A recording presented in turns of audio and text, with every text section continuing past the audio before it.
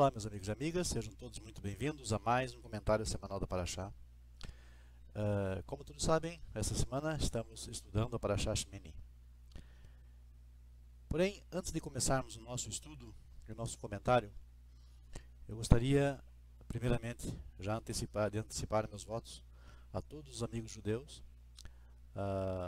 Hag Pesach Kasher Vesameach, e desejando então Feliz Pesach para todos, toda a comunidade judaica, para todos os meus amigos judeus.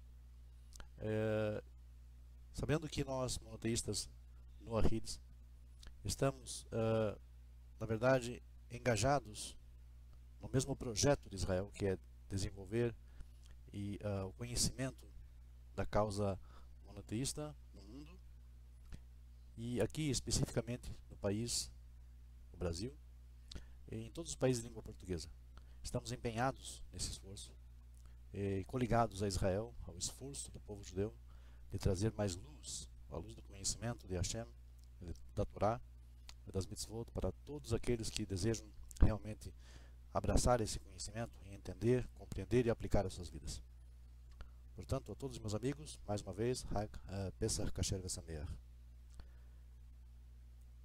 E aproveitando o ensejo, gostaria também de agradecer a todos os amigos pelo alcance de mais de 100 mil visualizações no nosso canal no YouTube, os comentários da Parashá semanais que produzimos sob a Academia Lusófona Monoteísta Noahide, que é um projeto desenvolvido pela Academia, além de vários estudos que são postados a cada semana na página do Facebook da citada academia. Então agradeço a todos aqueles que têm apoiado esse projeto, que têm desenvolvido esse projeto juntamente conosco, e agradecer pelas mais de 100 mil visualizações e continuar pedindo que vocês acompanhem o projeto, para que vocês deem apoio a esse projeto, que assistam, que divulguem, que compartilhem os vídeos, porque isso é muito importante para a causa monoteísta como um todo nos países de língua portuguesa. Muito bem.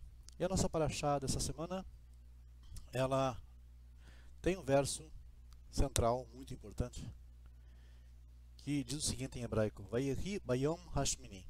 E foi no 8º dia. E o Midrash Rabbah comenta: o termo Vayehi indica aflição, enquanto o termo Ve'ayá enuncia alegria. Nessa parashá nós vemos então que finalmente tinha chegado o dia que Israel ansiosamente esperava, que era o dia da inauguração da Mishkan, do tabernáculo, e o começo então de todo o serviço sagrado destinado a Israel.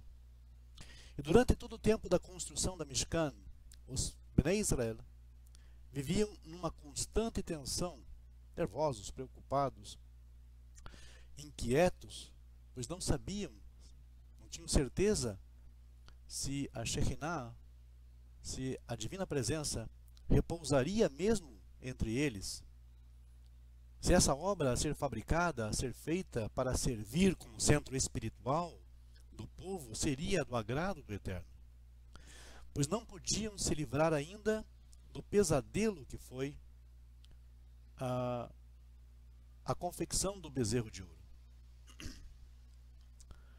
Então, temendo talvez não terem ainda sido perdoados, talvez ainda não tivessem recebido o perdão de Deus, imaginavam eles, e será mesmo que a Shekhinah vai descer sobre esse santuário, sobre essa Mishkan, e vai abençoá-lo? O povo estava tenso, estava preocupado com isso, com a consciência pesada, muito obviamente.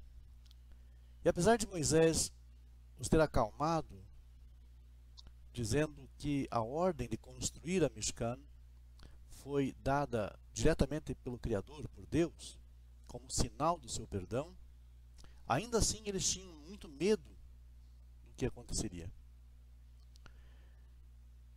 E no Midrash chamado Besikta Rabati, diz-nos o Rabi Eliezer, o Elazar, Ad shelo hukam hamishkan hayetá taharut baolam. Enquanto a Mishkan não estava construída, havia divergências e brigas entre os judeus. O povo acusava seus líderes de terem se deixado persuadir para fabricar o bezerro de ouro. Estiveram zangados um tempo todo com Aharon por ter dado ouvidos ao Erev Rav, aquele populacho que tinha saído junto com eles do Egito, por ter ajudado nesse ato decadente. E quando foi anunciado ao povo que Aharon, ele mesmo seria nomeado o Kohen Gadol, o sumo sacerdote, eles ficaram pasmos, atônitos. Como é possível que o homem que colaborou na fabricação do bezerro de ouro chefie os serviços divinos na Mishkan? Nos primeiros 7 dias após o erguimento da Mishkan, o povo não podia se apresentar ou se aproximar junto ao recinto sagrado, a fim de observar de perto o que estava acontecendo, pois esses 7 dias iniciais foram chamados de Shivat Yemei Hamiluim, os dias de exercício, os dias de ensino, de aperfeiçoamento, onde Moisés então instruía o seu irmão e os seus 4 filhos na maneira, na ordem de dirigir e de cumprir a sua missão sagrada, a missão do sacerdócio. E quando finalmente então no 7º dia o tabernáculo foi aberto para o público, para o povo, Moisés disse a Aharon: Kach lecha eigel ben bakar lechataat. Toma para ti um bezerro como oferta pelo pecado e um carneiro sem defeito como holocausto, e oferece-o diante do Eterno. Na linguagem do Midrash, Moisés disse a Aharon: o bezerro de ouro que você ajudou a fabricar te colocou em descrédito na opinião popular, contribuindo para desvanecer o teu prestígio para o cargo do sacerdócio. Mas com esse Egel Lechataat, com esse bezerro para a oferta do pecado que você vai oferecer, você será reabilitado, e este sacrifício, essa oferta, servirá então como uma demonstração pública que tanto você quanto o povo estão arrependidos do pecado, e de hoje em diante Veirá aleichem kevod Hashem, a glória do Eterno aparecerá então para vocês. Durante a cerimônia, o ato da oferta do bezerro, o povo duvidava se este sacrifício, se esse korban seria aceito por Deus. Mas então, diz o texto: Vateitze esh melefanei Adoshem, vatochal ala mizbeach et haolah vet hachalaim, vayar kol ha'am, vayarunu, vayiplu al pneichem. E saiu fogo diante do Eterno, e consumiu o holocausto e as gorduras sobre o altar, e viu todo o povo, e jubilou-se e prostrou-se sobre as suas faces.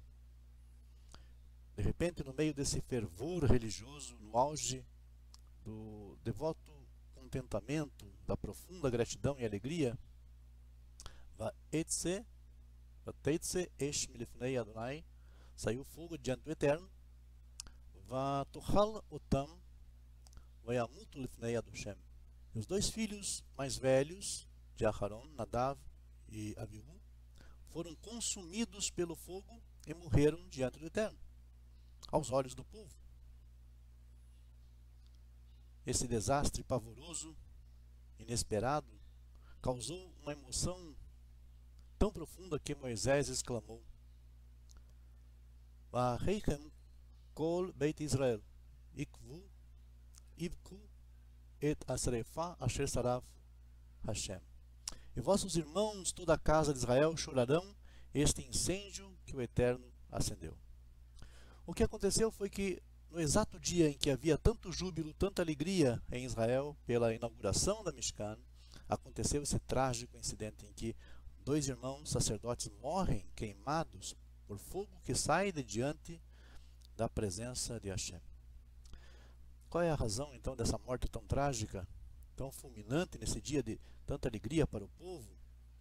Todo o povo sabia que Nadav e Abiú eram pessoas muito distintas, notáveis, respeitados por todos, que haviam de substituir até Moisés e Aarão nos seus poderes na hierarquia, no governo da nação e também no sacerdócio. Qual, pois, seria então a razão do seu pecado? Que fez então com que eles merecessem tamanho juízo, tamanha punição?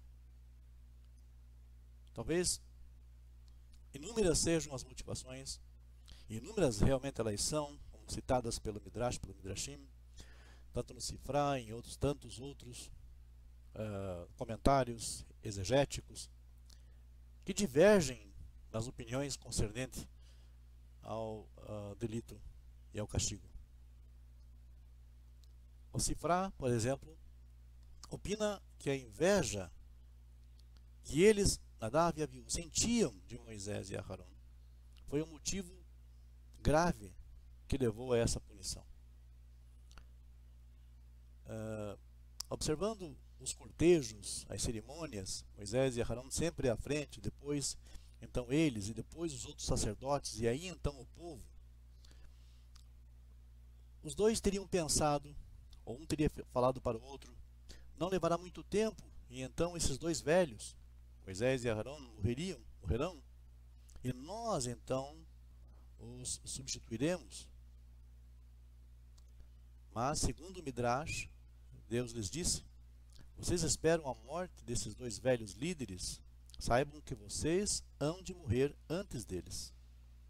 Em outras palavras, morreram não por terem transgredido qualquer um dos mandamentos da Torá, mas sim por falta de paciência em esperar até chegar o seu dia, para então serem chamados para esse tão elevado ofício. Já o Rashi cita as opiniões do Rabi Eliezer, que diz: Aliedei sheuru alachá bifnei Moshe Rabban. Tiveram a ousadia eles de pronunciar sentenças jurídicas conforme o seu próprio critério, sem tomarem em consideração a presença do mestre Moisés.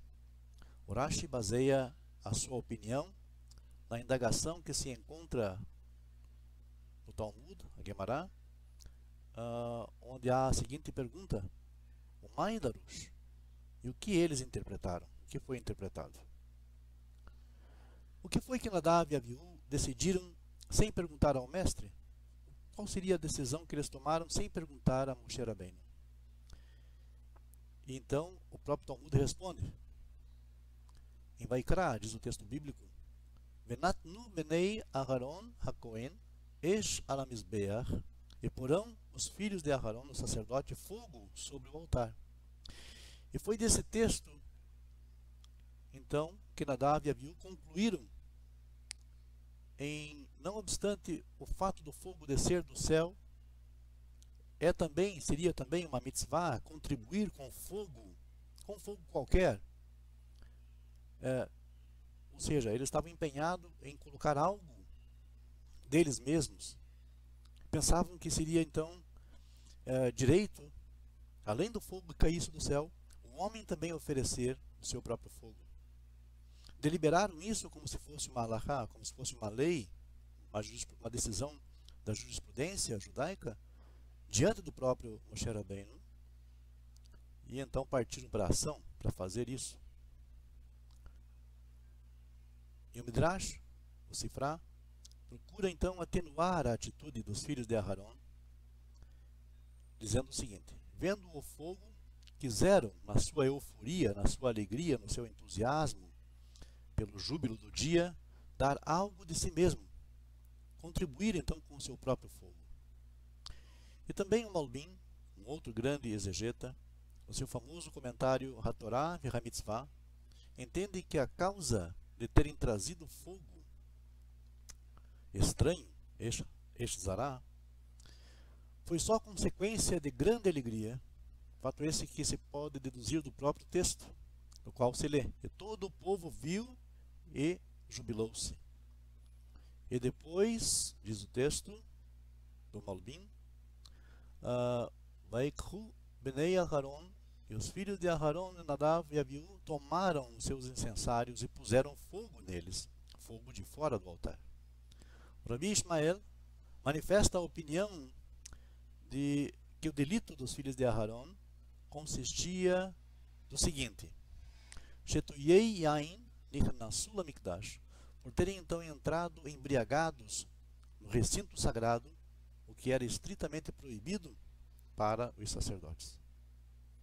O Midrash Tanhumá entende que o grande orgulho foi a causa da morte, porque eles se consideravam tão dignos e tão importantes que não encontravam mulheres decorosas bastante então para casar com eles. Das opiniões que citamos, ressaltam 3 motivações que justificam a severidade desta punição. São elas: a inveja, o orgulho e a desobediência. Mas lendo minuciosamente o texto, notaremos uma razão muito mais sutil, muito mais profunda, muito mais adequada e aplicável, inclusive, aos tempos em que vivemos.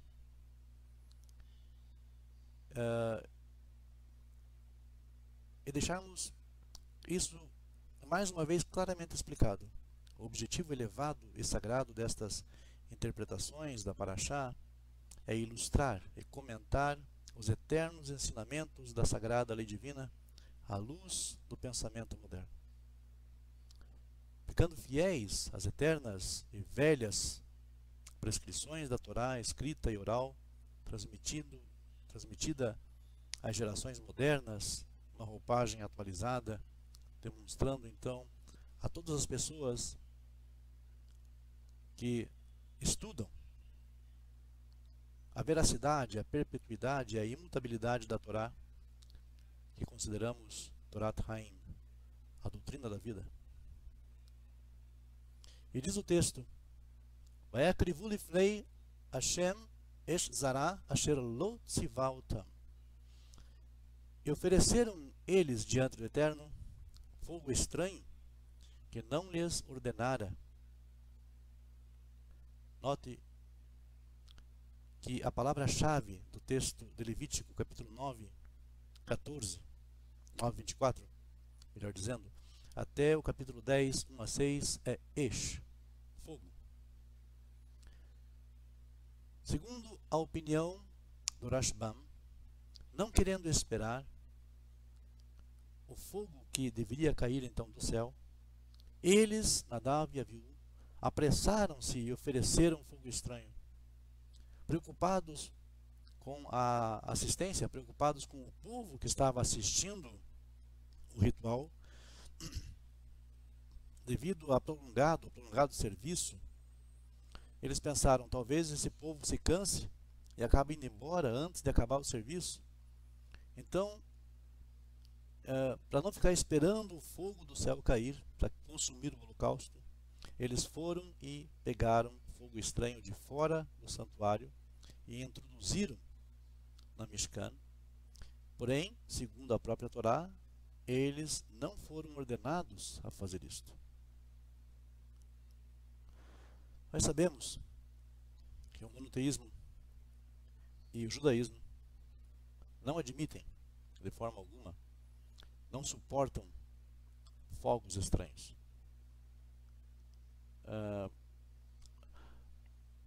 Mas há, hoje em dia, a gente percebe, e ao longo da história judaica sempre houve, tentativas de imiscuir fogo estranho,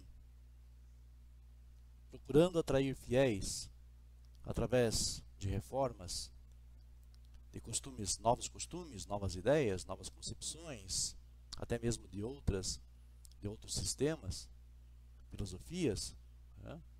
No momento em que muitos judeus querem imitar outras religiões, querem imitar outros sistemas filosóficos, no momento em que monoteístas Bnei Noach também desejam imitar outras religiões, ou desejam imitar costumes alheios à Torá, que parecem muitas vezes monoteísmo, que parecem muitas vezes judaísmo, mas de fato não são. Então todo cuidado é pouco, porque essa mensagem do fogo estranho, do Esh Zará, no comentário da Parashá dessa semana, é fundamental para todos os monoteístas, judeus e não judeus. Cuidado com a tentativa de introduzir fogo estranho no seio do monoteísmo. Por quê? É preciso que se investigue a fonte desse fogo, de onde ele vem, e se realmente ele é, digamos, kasher.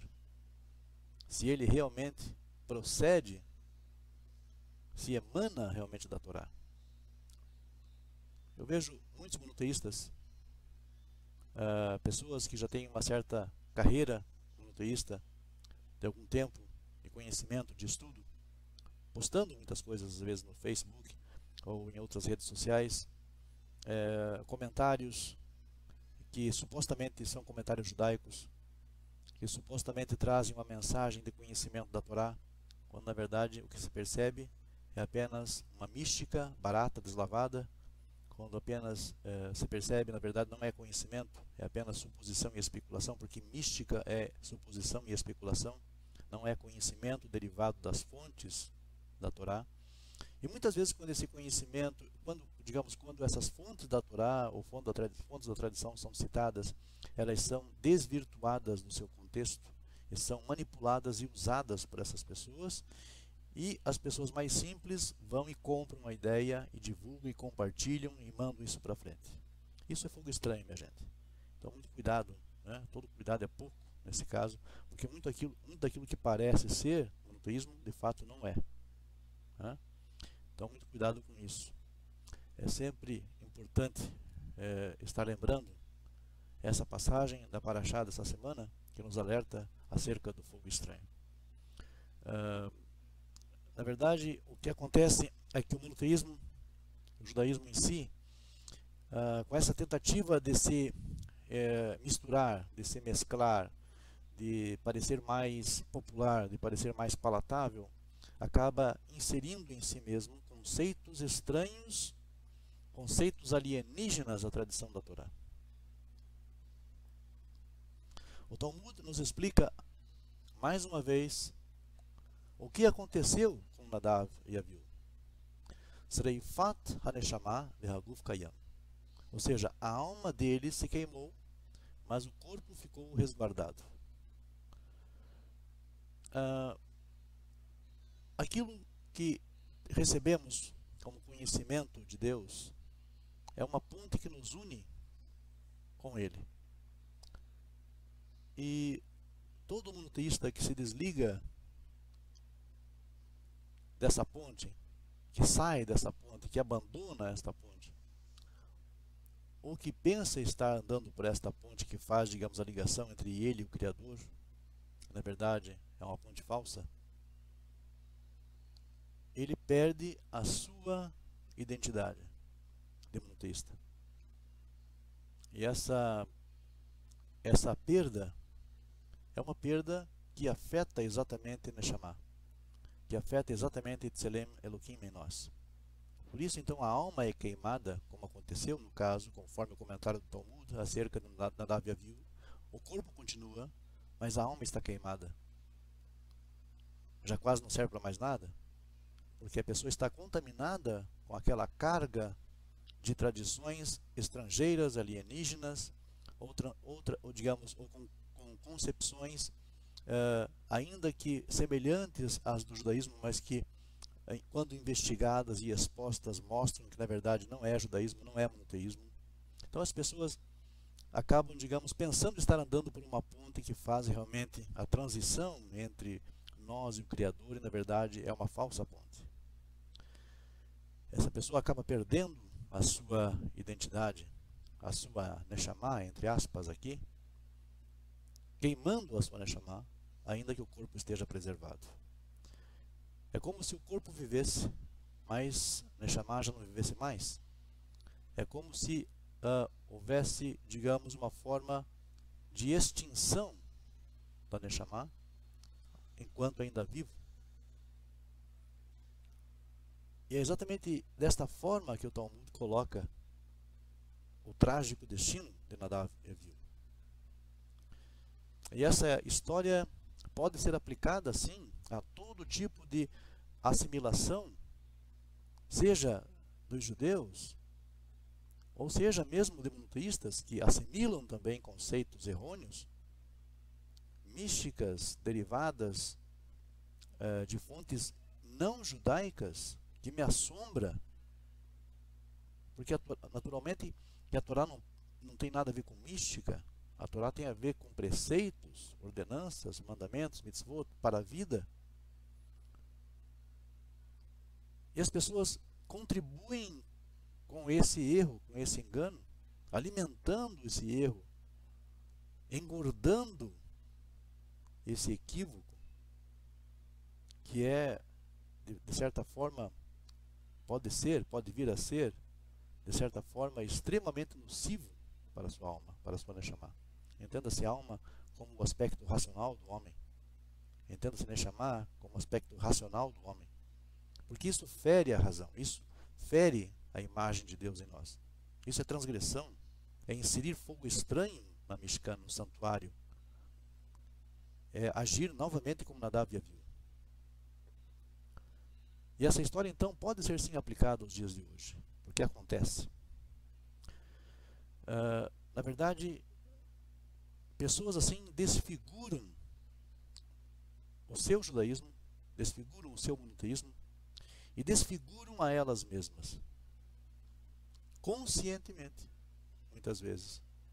Renunciam àquilo que receberam de conhecimento e passam a acatar conceitos alheios. Fogo estranho, mais uma vez. Entre os judeus, a herança milenar e as aspirações tradicionais judaicas procuravam por todos os meios, né? As pessoas procuravam por todos os meios ao longo da história judaica preservar essas tradições, esse conhecimento. E hoje em dia a gente percebe, digamos assim, de forma triste, que há uma forma de desvínculo de tudo o que os grandes sábios do passado falaram.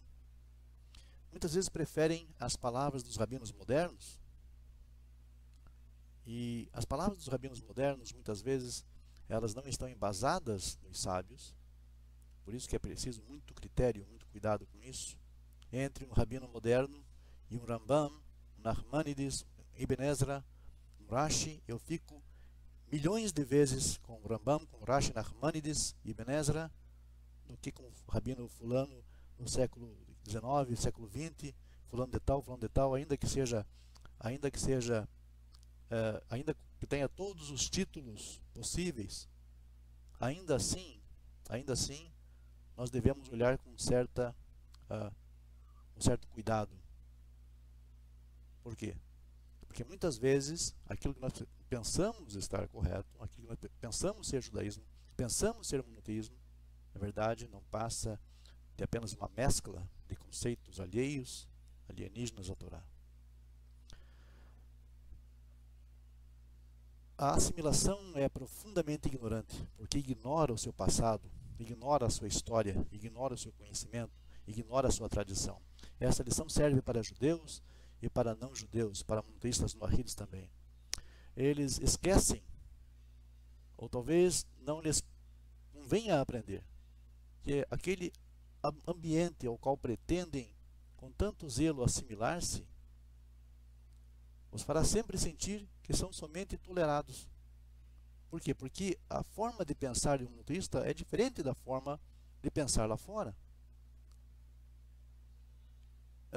E desde que a tolerância depende de certas circunstâncias, existe o perigo de que, com o desaparecimento de circunstâncias favoráveis, se desvaneça a tolerância.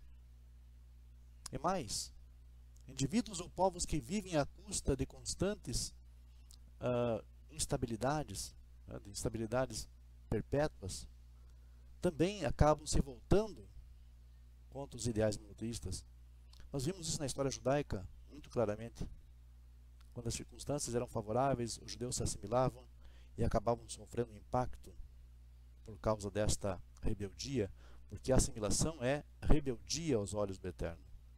E isso serve tanto para a casa de Israel, tanto para Bnei Israel, para Beit Israel, como também para todos os monoteístas noahides.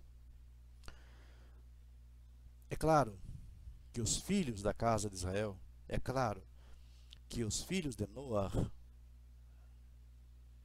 nós, monoteístas, não precisamos de nenhum tipo de fogo estranho. E muitas vezes esse fogo estranho não está longe da Mishkan, do santuário, está muito perto. Como eu disse, muitas vezes conceitos que parecem ser judaicos, na verdade não são, ou são mesclados. Nós vimos isso, por exemplo, na mística, usada, por exemplo, em obras como Tânia. E nas vertentes místicas do judaísmo, hassidismo, de uma forma geral, e muitas vertentes modernas que há por aí, né? E essas vertentes, elas tendem então a ensinar, na verdade, não o judaísmo, mas tendem a ensinar o seu judaísmo, em conformidade com o seu judaísmo, com a sua doutrina, com as suas convicções, com as suas obras particulares que não são aceitas de forma universal pelo judaísmo. Então, às vezes parece ser judaísmo, parece, tem uma semelhança, né? Certo? Um rabino muito famoso de Israel, atual, ele acaba, digamos, ele falou certa vez que uma vertente racídica muito conhecida, né? Ela é, digamos, aquilo que mais parece com o judaísmo. Ele foi irônico, muito obviamente. Disse que essa vertente muito famosa, racídica, né? Que surgiu na Ucrânia, etc. e tal, na antiga União Soviética, depois foi para os Estados Unidos. Essa vertente, ela é, digamos, aquilo que mais parece com o judaísmo. Óbvio que ele foi irônico, né? Por quê? Porque ele está ciente de que, na verdade, aquilo é um pouco de fogo estranho que está tentando inserir-se, digamos, dentro da Mishkan, do santuário. Aquilo não é, digamos, essencialmente falando, judaísmo. Aquilo é uma imitação de judaísmo. Então, às vezes, o fogo estranho está à porta do santuário, mas não está, digamos, não está tão longe. Não precisamos ir muito longe, não. Muitas pessoas pensam assim, o Eixo está falando o professor João está falando de, sei lá, de cristianismo, de islã, de budismo. Não, gente, não estou falando só disso, não. Estou falando de fogo que está junto à porta do santuário, muitas vezes. Certo? Então, eu acho que os bons entendedores entenderão, né? Tá? Preciso todo o cuidado do mundo aqui, certo? Naturalmente que os monoteístas não precisam de fogo estranho, né? As crenças monoteístas que, digamos, foram desenvolvidas através do conhecimento, através das gerações dos antigos patriarcas, que nós recebemos hoje, não precisa de nada disso. Precisa de Torá, certo? Fundamentada em ambas as tradições escritas e orais. O que nós precisamos é isso. O lume, a luz do fogo, que aquece e continua a aquecer a humanidade inteira, o monoteísmo, que está vivo e está militante. Na verdade, o que precisa ser deixado claro é que nós devemos valorizar a herança do nosso conhecimento, aquilo que recebemos dos pais, aquilo que recebemos dos patriarcas, aquilo que recebemos dos sábios, e entesourá-la em nosso ser. Aprender dali, absorver os conhecimentos, passar às gerações seguintes, passar àqueles que querem conhecer, aqueles que querem aprender, sem a necessidade de tentar trazer para dentro do seu próprio santuário um fogo alienígena, um fogo estranho, um fogo estrangeiro, algo que não tem a ver com Torá, com mitzvot. Todos os povos do mundo têm as suas culturas, têm as suas tradições, nós devemos respeitá-las, nós devemos valorizar as tradições dos povos, conhecer, devemos estudá-las, devemos prezá-las, muito obviamente, mas não podemos tê-las como santificadas. Não podemos tê-las como Torá. Não podemos ter concepções particulares de certas vertentes X e Y do judaísmo como sendo realmente judaísmo. Judaísmo, gente, monoteísmo é Torá. E Torá e os comentários derivados da Torá em cima da palavra dos sábios. Apenas. Apenas. Então, muito cuidado com aquilo que você lê, com aquilo que você acessa, com aquilo que você compartilha, porque muitas vezes você pensa que é alguma coisa e é outra. E nessa época de Pessah, nada mais apropriado do que isso, porque Pessah é a festa da liberdade, é a festa da libertação, libertação do Egito, da terra das restrições. Judeus celebram por um motivo nacional, um motivo que tem a ver com a sua libertação nacional da terra das restrições, Mitzrayim, Egito, para a liberdade, para a terra prometida.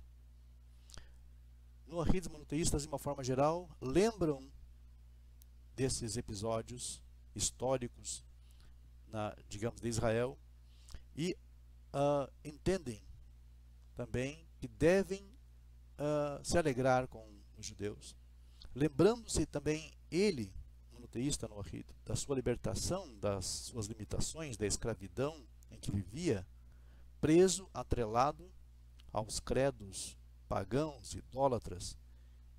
Então devemos lembrar também nesta Pessah e em todas as demais Pessah da nossa libertação, do nosso resgate da servidão da idolatria, das limitações da idolatria. Idolatria não é apenas no conceito religioso, é em todos os sentidos. O monoteísmo liberta o homem e liberta o homem pelo conhecimento. Terminamos assim então o comentário da nossa paraxá. Espero que tenha sido de proveito para todos. E muito obrigado. E até uma próxima oportunidade. Emir Tzir Hashem.